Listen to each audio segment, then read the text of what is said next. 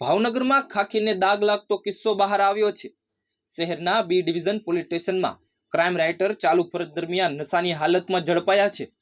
પૃથ્વીરાજસિંહ મૈપતસિંહ નામના પોલીસ કર્મચારી જેઓ એએસઆઈ તરીકે ફરજ બજાવે છે, જે નશો કરેલી હાલતમાં મળી આવતા તેમના પર કાયદેસરની કાર્યવાહી કરવામાં આવી છે। બી ડિવિઝન પોલીસ સ્ટેશનના કર્મચારી દ્વારા પોતાના જ પોલીસ કર્મચારી ઉપર પ્રોહિબિશન એક્ટ મુજબ ગુનો દાખલ કરવામાં આવ્યો છે। સૌથી ગંભીર બાબત એ છે કે જો પોલીસ સ્ટેશનના કર્મચારી જ નશાની હાલતમાં ડ્યુટી કરતા હોય તો પછી અન્ય લોકોને શું મેસેજ જશે?